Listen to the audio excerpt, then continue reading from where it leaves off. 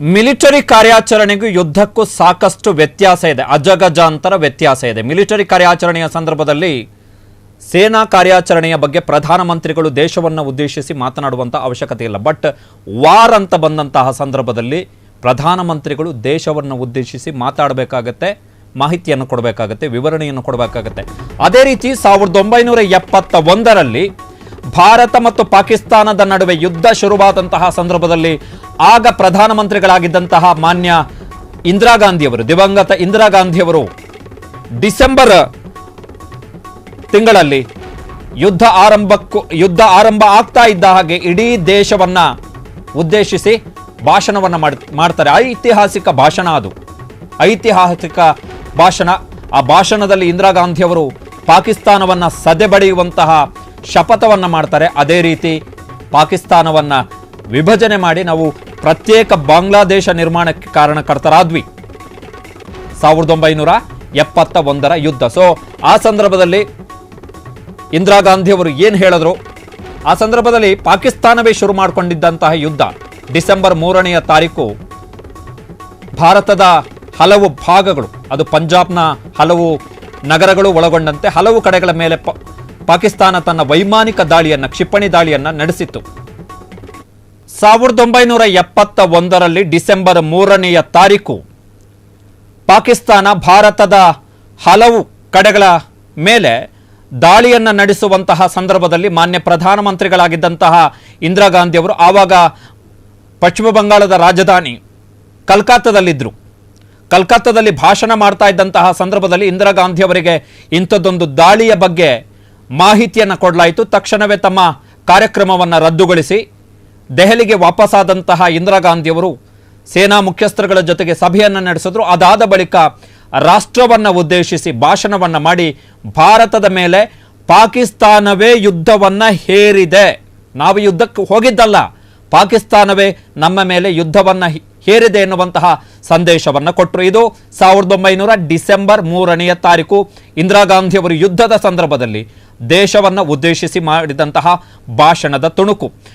ಈ ಯುದ್ಧಕ್ಕೂ ಮೊದಲು ಡಿಸೆಂಬರ್ 3ನೇ ತಾರೀಕು ಭಾರತ ಮತ್ತು ಪಾಕಿಸ್ತಾನದ ನಡುವೆ ಈ ಯುದ್ಧ ಆರಂಭ ಆಗುವುದಕ್ಕೂ ಮೊದಲು ಇಂದಿರಾ ಗಾಂಧಿಯವರು ಮಾರ್ಚ್ನಲ್ಲೇ 1971ರ ಮಾರ್ಚ್ನಲ್ಲೇ ಸಂಸತ್ತಿನ ಎರಡೂ ಸದನಗಳು, ಲೋಕಸಭೆ ಮತ್ತು ರಾಜ್ಯಸಭೆಗೆ ಪಾಕಿಸ್ತಾನದ ಜೊತೆಗೆ ಯುದ್ಧ ಆಗಬಹುದು ಎನ್ನುವುದರ ಸುಳಿವನ್ನು ಕೊಟ್ಟಿದ್ದರು ತಮ್ಮ ಭಾಷಣದಲ್ಲಿ. ಅದಾದ ಬಳಿಕ ಇಂದಿರಾ ಗಾಂಧಿಯವರು ವಿಶ್ವದ ಪ್ರಮುಖ ರಾಷ್ಟ್ರಗಳು, ಅಮೆರಿಕ, ರಷ್ಯಾ ಒಳಗೊಂಡಂತೆ ವಿಶ್ವದ ಪ್ರಮುಖ ರಾಷ್ಟ್ರಗಳ ಮುಖ್ಯಸ್ಥರಿಗೆ ಪತ್ರವನ್ನು ಬರೆದರು. ಸದ್ಯದ ಪರಿಸ್ಥಿತಿ ಏನಿದೆ, ಪಾಕಿಸ್ತಾನದ ಪಿತೂರಿ, ಚಿತಾವಣೆ, ಪೂರ್ವ ಬಾಂಗ್ಲಾದೇಶದಲ್ಲಿ ಆಗ್ತಾ ಇರುವಂತಹ ನರಮೇಧ, ಹತ್ಯಾಕಾಂಡಗಳು, ಹೇಗೆ ಅದನ್ನು ಭಾರತದ ಮೇಲೆ ಯುದ್ಧದ ಪರಿಸ್ಥಿತಿಗೆ ಪಾಕಿಸ್ತಾನ ತಂದೊಡ್ಡಿದೆ ಎನ್ನುವಂಥ ಅಂಶವನ್ನು ಹೇಳಿದ್ರು. ಇದಾದ ಬಳಿಕ ಇಂದಿರಾ ಗಾಂಧಿಯವರು 21 ದಿನಗಳ ಸುದೀರ್ಘ ವಿದೇಶ ಪ್ರವಾಸವನ್ನು ಕೈಗೊಂಡರು. ಜರ್ಮನಿ, ಬೆಲ್ಜಿಯಂ, ಅಮೆರಿಕ, ರಷ್ಯಾ ಒಳಗೊಂಡಂತೆ ಹಲವು ರಾಷ್ಟ್ರಗಳಿಗೆ 21 ದಿನಗಳ ಸುದೀರ್ಘ ಪ್ರವಾಸವನ್ನು ಕೈಗೊಂಡರು 1971ರಲ್ಲಿ ಯುದ್ಧ ಆರಂಭಕ್ಕೂ ಮೊದಲು. ಕಾರಣ ಏನು ಅಂತ ಹೇಳಿದ್ರೆ, ನಾವು ಆಗಿನ ಸಂದರ್ಭದಲ್ಲಿ ಅಮೆರಿಕದವರೇ ನಮ್ಮ ವಿರುದ್ಧ ನಿಂತಿದ್ರು, ಪಾಕಿಸ್ತಾನದ ಪರವಾಗಿ ನಮ್ಮ ವಿರುದ್ಧ ಇದೇ ಅಮೆರಿಕದವರು ನಿಂತಿದ್ರು. ಆ ಸಂದರ್ಭದಲ್ಲಿ ನಮ್ಮ ಬೆನ್ನಿಗೆ ನಿಂತಿದ್ದು ರಷ್ಯಾದ ಯುದ್ಧ ನೌಕೆಗಳು ಭಾರತದ ಬೆನ್ನಿಗೆ ಬಂದವು. ಅಮೆರಿಕ ಪಾಕಿಸ್ತಾನದ ಬೆಂಬಲಕ್ಕಾಗಿ ಕಳುಹಿಸಿದ್ದಂತಹ ಯುದ್ಧ ನೌಕೆಗಳನ್ನು ರಷ್ಯಾದ ಯುದ್ಧ ನೌಕೆಗಳ ಸಹಾಯದಿಂದ ನಾವು ತಡೆದ್ವಿ, ಪಾಕಿಸ್ತಾನಕ್ಕೆ ಬೆಂಬಲ ಕೊಡದ ಹಾಗೆ ಅವರನ್ನು ತಡೆದ್ವಿ. ಸೊ ಇಂದಿರಾ ಗಾಂಧಿಯವರು ಡಿಸೆಂಬರ್ 3ನೇ ತಾರೀಕು 1971ರಲ್ಲಿ ನಮ್ಮ ಮೇಲೆ ಯುದ್ಧ ಹೇರಲಾಯಿತು ಅಂತೇಳಿ ತಮ್ಮ ರಾಷ್ಟ್ರೀಯ ಭಾಷಣದಲ್ಲಿ ಹೇಳ್ತಾರೆ. ಫೋರ್ಸ್ಡ್ ಆನ್ ಅಸ್, ನಾವು ಹೋಗಿದ್ದಲ್ಲ, ನಮ್ಮ ಮೇಲೆ ಯುದ್ಧವನ್ನು ಹೇರಲಾಯಿತು. ಯಾಕಂತ ಹೇಳಿದ್ರೆ, ನಾವೇ ಹೋಗಿದ್ದೀವಿ ಅನ್ನೋದಾದರೆ ಆವಾಗ ವಿಶ್ವದ ರಾಷ್ಟ್ರಗಳು ಅವು ಬೇರೆಯದ್ದೇ ಆದಂತಹ ನಿಲುವನ್ನು ತೆಗೆದುಕೊಳ್ಳುವಂತಹ ಸಾಧ್ಯತೆ ಇತ್ತು. ಅದಕ್ಕೂ ಮೊದಲು ಇಂದಿರಾ ಗಾಂಧಿಯವರು ಇಡೀ ವಿಶ್ವದ ಪ್ರಮುಖ ರಾಷ್ಟ್ರಗಳ ಮುಖ್ಯಸ್ಥರ ಸರ್ಕಾರಗಳ ವಿಶ್ವಾಸವನ್ನು ಗಳಿಸಿ, ನೀವು ಮಧ್ಯಪ್ರವೇಶ ಮಾಡದ ರೀತಿಯಲ್ಲಿ, ಜೊತೆಗೆ ಭಾರತ ಒಂದು ವೇಳೆ ಕ್ರಮ ಕೈಗೊಂಡರೆ ಯಾಕೆ ಕ್ರಮ ಕೈಗೊಳ್ಳಬಹುದು ಎನ್ನುವುದರ ಬಗ್ಗೆ ವಿವರಣೆಯನ್ನು ಕೊಟ್ಟರು. ಸೊ ಈಗ ಪ್ರಧಾನಮಂತ್ರಿ ನರೇಂದ್ರ ಮೋದಿ ಅವರ ಸರ್ಕಾರ ಕೂಡ ಅಂಥದ್ದೊಂದು ಪ್ರಮುಖವಾದಂತಹ ಪ್ರಯತ್ನವನ್ನು ಮಾಡ್ತಾ ಇದೆ. ಫಾರ್ ಎಕ್ಸಾಂಪಲ್, ನಿನ್ನೆ ರಷ್ಯಾದ ಅಧ್ಯಕ್ಷ ವ್ಲಾದಿಮಿರ್ ಪುಟಿನ್ ಅವರು ಪ್ರಧಾನಮಂತ್ರಿ ನರೇಂದ್ರ ಮೋದಿ ಅವರ ಜೊತೆಗೆ ಸುದೀರ್ಘ ದೂರವಾಣಿ ಸಂಭಾಷಣೆಯನ್ನು ಮಾಡಿದ್ದಾರೆ. ನಿಮ್ಮ ಹೋರಾಟಕ್ಕೆ ಭಯೋತ್ಪಾದನೆಯ ವಿರುದ್ಧದ ಕಾರ್ಯಾಚರಣೆ ಇದೆ, ಅದಕ್ಕೆ ನಿಮ್ಮ ಬೆಂಬಲ ಇದೆ ಅಂತೇಳಿ ಬೆಂಬಲವನ್ನು ಕೊಟ್ಟಿದ್ದಾರೆ. ರಷ್ಯಾದ ವಿದೇಶಾಂಗ ಸಚಿವರು ಬೆಂಬಲವನ್ನು ಕೊಟ್ಟಿದ್ದಾರೆ. ಅಮೆರಿಕದ ವಿದೇಶಾಂಗ ಸಚಿವರು ಮತ್ತು ಅಮೆರಿಕದ ರಕ್ಷಣಾ ಕಾರ್ಯದರ್ಶಿಗಳ ಜೊತೆಗೆ ಭಾರತ ಸರ್ಕಾರ ಮಾತುಕತೆಯನ್ನು ನಡೆಸಿದೆ. ಸೊ ನಾವು ನಿರಂತರವಾಗಿ ಟಚ್ಚಲ್ಲಿದ್ದೀವಿ.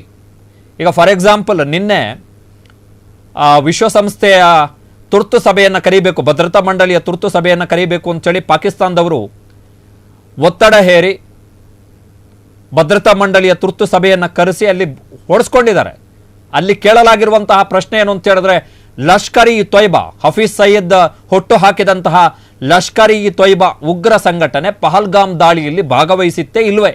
ಆ ಪ್ರಶ್ನೆಗೆ ಉತ್ತರವನ್ನು ಕೊಡಿ ಅಂತೇಳಿ ವಿಶ್ವಸಂಸ್ಥೆಯ ಭದ್ರತಾ ಮಂಡಳಿ ನಿನ್ನೆ ಪಾಕಿಸ್ತಾನಕ್ಕೆ ಪ್ರಶ್ನೆಯನ್ನು ಕೇಳಿದೆ.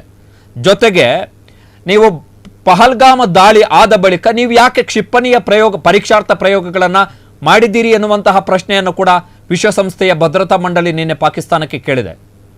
ಸೊ ಹೋಗಿದ್ದು ಪಾಕಿಸ್ತಾನದವರು ಭಾರತವನ್ನು ಸಿಕ್ಕಾಬೇಕು ಅಂತೇಳಿ ನಮ್ಮ ಮೇಲೆ ಆರೋಪಗಳನ್ನು ಹೊರಿಸಿ ಸಹಾನುಭೂತಿಯನ್ನು ಗಿಟ್ಟಿಸ್ಕೋಬೇಕು ಎನ್ನುವಂಥ ಕಾರಣಕ್ಕೋಸ್ಕರ ವಿಶ್ವಸಂಸ್ಥೆಯ ಭದ್ರತಾ ಮಂಡಳಿಯ ತುರ್ತು ಸಭೆ, ಅದು ಕೂಡ ತುರ್ತು ಸಭೆಯನ್ನು ಕರೆಸಿದ್ದು. ಆದರೆ ಅಲ್ಲಿ ಹೋಗಿ ಚಿಮಾರಿ ಹಾಕಿಸಿಕೊಂಡಿದ್ದೆ ಪಾಕಿಸ್ತಾನ. ಸೊ ಇದು 1971ರಲ್ಲಿ ಇಂದಿರಾ ಗಾಂಧಿಯವರ ಭಾಷಣದ ತುಣುಕು. ಸೊ ಇನ್ ಕೇಸ್ 54 ವರ್ಷಗಳ ಬಳಿಕ ಭಾರತ ಮತ್ತು ಪಾಕಿಸ್ತಾನದ ನಡುವೆ ಯುದ್ಧ ಏರ್ಪಟ್ಟರೆ ಆಗ ಪ್ರಧಾನಮಂತ್ರಿಗಳು ದೇಶವನ್ನು ಉದ್ದೇಶಿಸಿ ಮಾತಾಡ್ತಾರೆ, ಸಂದೇಶವನ್ನು ಕೊಡಬೇಕಾಗತ್ತೆ. ಕಾರಣ ಏನು ಅಂತ ಹೇಳಿದ್ರೆ, ದೇಶದ ಜನರನ್ನು ವಿಶ್ವಾಸಕ್ಕೆ ತೆಗೆದುಕೊಳ್ಬೇಕು. ಜೊತೆಗೆ ಏನೆಲ್ಲ ಸಿದ್ಧತೆಗಳನ್ನು ಮಾಡ್ಕೊಂಡಿದ್ದೀವಿ ಎಲ್ಲವನ್ನ ಹೇಳೋಕ್ಕಾಗಲ್ಲ, ರಹಸ್ಯ ಕಾರ್ಯಾಚರಣೆಗಳನ್ನು. ಅದನ್ನು ಹೊರತುಪಡಿಸಿ ಇತರೆ ಸಿದ್ಧತೆಗಳ ಬಗ್ಗೆ ದೇಶದ ಜನರಿಗೆ ಮನವರಿಕೆಯನ್ನು ಮಾಡಿಕೊಡ್ಬೇಕಾಗತ್ತೆ. ಅದು ಸರ್ಕಾರದ ಜವಾಬ್ದಾರಿ.